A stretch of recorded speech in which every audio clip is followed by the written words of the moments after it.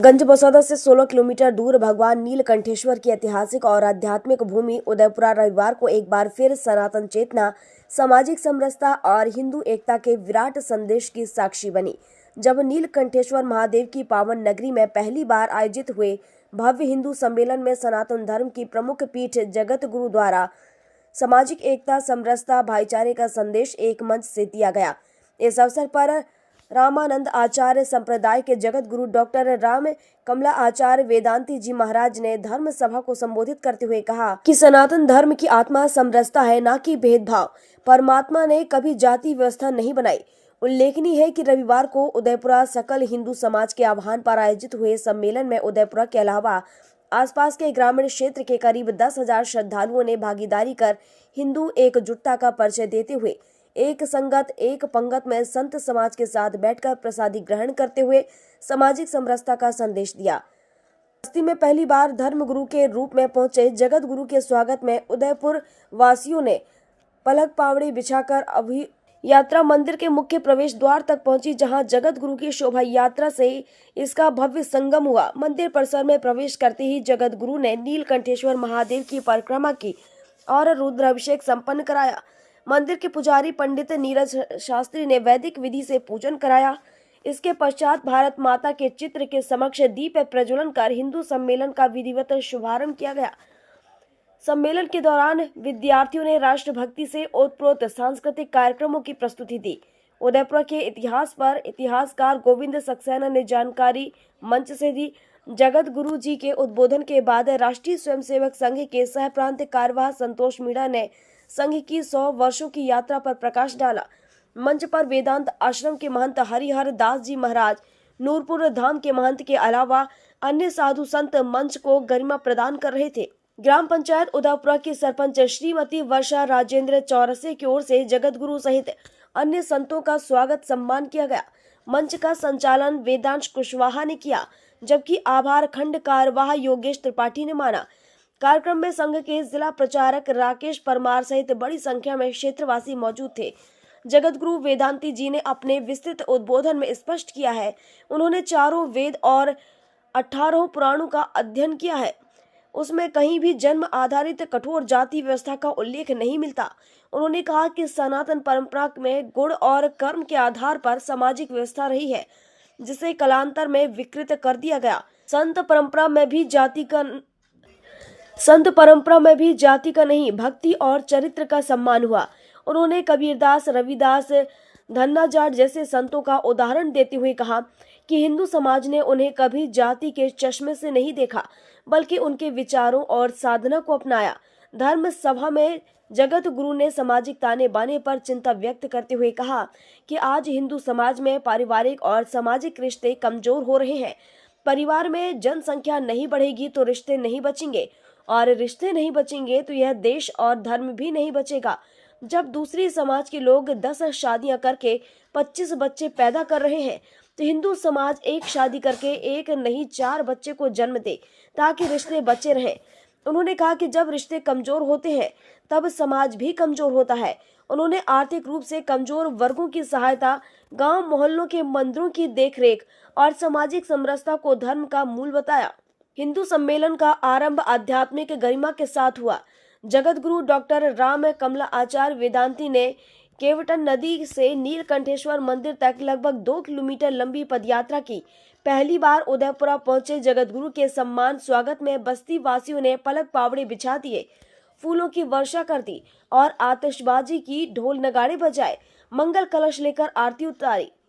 ढोल नगाड़ों, शंख ध्वनि और हर हर महादेव तथा जगत गुरु की जय के गगनभेदी नारों से वातावरण भक्तिमय हो उठा।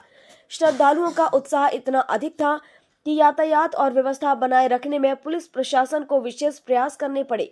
सम्मेलन के समापन पर श्री राम मंदिर परिसर में विशाल भंडारे का आयोजन किया गया। इस अवसर पर जगत गुरु डॉक्टर वेदांती जी ने स्वयं श्रद्धालुओं को भोजन प्रसादी परोसी और उनके साथ बैठकर भोजन ग्रहण किया। विशेष बात यह रही कि जगत गुरु के लिए बिछाए गए विशेष बिछात को उन्होंने हटाकर जहां सभी लोग भोजन कर रहे थे, उसी बिछात पर बैठ गए। पिछड़े और दलित समाज सहित सभी वर्गों के श्रद्धालु एक साथ एक पंगत में बैठकर प्रसादी ग्रहण की। जिससे सामाजिक समरसता का सशक्त संदेश दिया। आयोजन में 10,000 से अधिक श्रद्धालुओं ने सहभागिता की। भंडारे की सामग्री बनाने वाले हलवाई वीर सिंह कुशवाहा ने बताया, सामग्री बनाने में 40 लेबर लगी हुई थी। 2 दिन से सामग्री तैयार की जा रही थी, जिसमें लगभग 10 कुंटल पूड़ी, 3 कुंटल बूंदी और 2 कुंटल सब्जी तैयार की गई। नहीं, वह मिटा नहीं, वह पत्थर है जिसका स्वधर्म से प्यार नहीं। इसलिए आप अपने धर्म से प्यार करो, आप अपने देश से प्यार करो। आज हमारे देश की भारत माता करा रही है। आप कल्पना कीजिए यदि एक माँ के उदर के अंदर में 2 बच्चे हों, एक माँ की उदर के अंदर में 2 बच्चे हों और वो तलवार और छुरी लेकर के अगर माँ के उदर में अगर वो आपस में लड़ने लग जाए तो घायल कौन होगा? आप चिंतन कीजिए। अगर ऐसी स्थिति में हम ये वर्ण जाति व्यवस्था को लेकर के आपस में लड़ेंगे तो कभी भी ना तो हम अपने धर्म का उद्धार कर सकते हैं, ना हम अपने देश का उद्धार कर सकते हैं। आज आप समझ लीजिएगा कि आदरणीय योगी आदित्यनाथ जी महाराज ने उत्तर प्रदेश जो ये समझा जाता है कि शायद हमारे केंद्र में पहुंचाने की वो सबसे बड़ी सीढ़ी है। जब तक कोई पार्टी उत्तर प्रदेश में सफल नहीं होती वो केंद्र में नहीं पहुंच सकती। नीचे में जो आदरणीय योगी आदित्यनाथ जी आज मुख्यमंत्री बने, किस मंत्र से बने हैं? उन्होंने केवल एक बात कहा था, उन्होंने कोई धर्म का नाम नहीं लिया, उन्होंने कोई जाति का नाम नहीं लिया।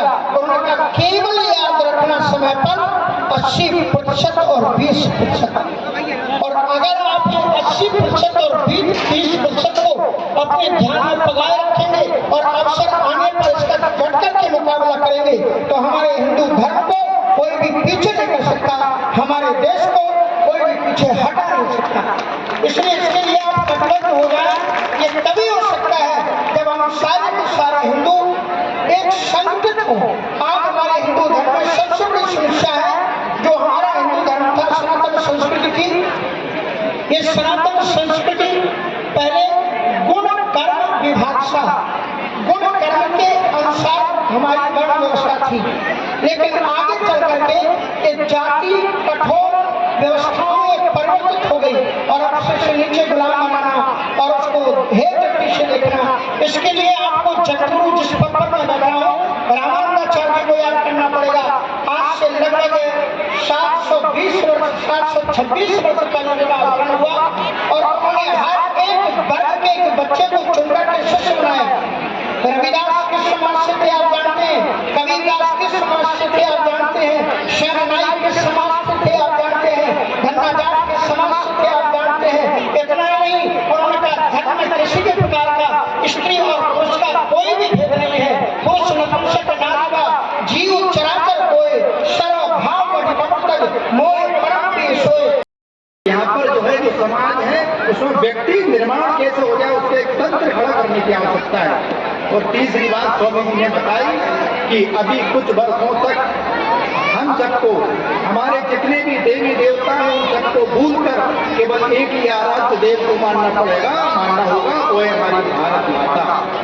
तो बंधुओं, हम सब आज जो देख रहे हैं कि राष्ट्रीय स्वयंसेवक संघ जो है आज ये 100 वर्ष की यात्रा कर रहा है। ये 3 बातें कहीं ना कहीं जो है इसमें साकार हो रही है। ये जो 100 वर्षों की यात्रा हुई ये कोई आसान यात्रा नहीं थी, बहुत ही कठिन साधना के रूप में जो है साधन विहीनता में भी ये यात्रा जो है 100 वर्षों की यात्रा को दूर करते हुए यहाँ तक पहुंची है।